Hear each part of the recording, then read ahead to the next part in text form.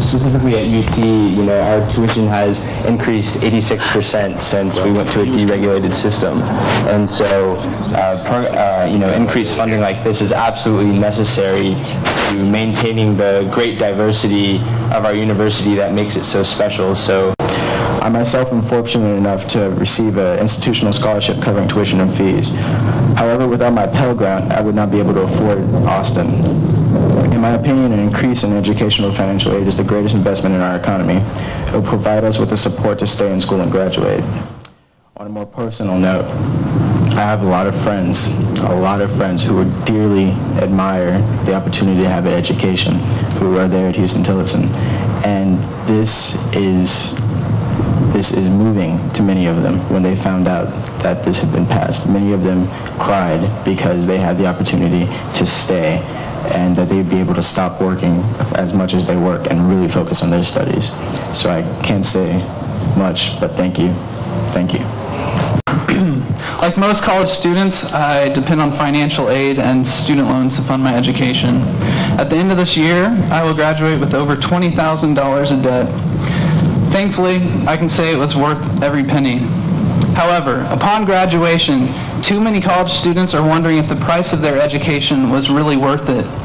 At a time where life should be full of endless opportunities, in the wake of mountains of debt, dreams are foregone for jobs that just pay the bills.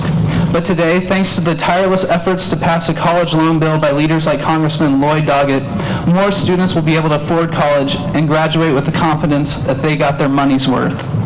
And more students will be able to follow their dreams with the creative spirit and innovation that will propel our 21st century economy.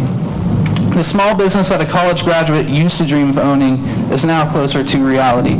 The job at the nonprofit that a graduate passed up because it wouldn't cover their loans is now a possibility. I'm thankful that Austin Community College arranged this event and also did it at my old alma mater, Austin High. I'm back to where I attended high school to talk a little bit about starting from here and getting there, the ACC motto. What this legislation means, and it's been greatly overshadowed by healthcare naturally, but for many students this has more direct immediate effect, is that $2.5 billion in additional federal student financial assistance will be on the way to Texas students through the course of the next decade. For current students, this means if you just missed out on getting a Pell Grant this past year, you're on the borderline. You may have an opportunity this following year to get a Pell Grant. It also means that there's $200 more in the size of this year's Pell Grant that's funded than was true last year, and that gradually we will see the level of Pell Grants increase to nearly $6,000. The average student, as was mentioned, ends up with a pretty good debt, about $23,000 when college is completed. And that's why also the loan forgiveness provisions in this bill are very important. They build on some loan forgiveness provisions that we had included in prior legislation that just became effective last July.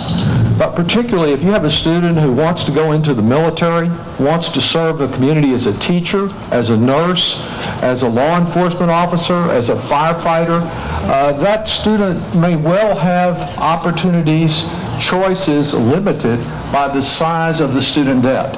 And what this bill seeks to do is provide a more reasonable forgiveness procedure to encourage people to be able to choose a career in public service. The basic approach of this legislation is to cut out a very costly middleman. For several decades, we've really had financial foolishness here where big banks receive billions of dollars in taxpayer dollars in subsidies, but the government provided the financing and the government continued to bear all the risk. The middleman in all this got away with a significant amount of profits. We eliminate that, and was noted by the excellent presentation, we not only help students, but this will result in a $68 billion reduction in the federal deficit over the next decade. More than 2 years ago, working with the Austin Chamber of Commerce, I succeeded in passing legislation to simplify the student loan application. And the Austin Chamber of Commerce has done a great job reaching out to high schools, particularly high schools with high numbers of economically disadvantaged students, to help them in completing their financial aid application and their college application. We're getting submitted into this law this simplification of the application process.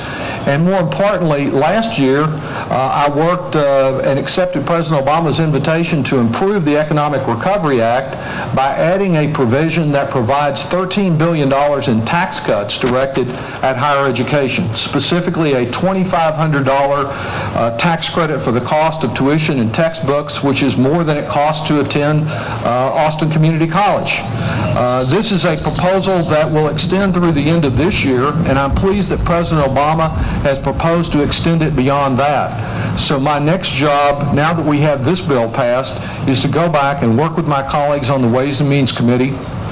We anticipate a hearing in coming months to focus on how we can assist particularly middle-class families with tax relief targeted on top of this Pell Grant provision to help people get the educational opportunities they want and to see that financial barriers do not get in the way.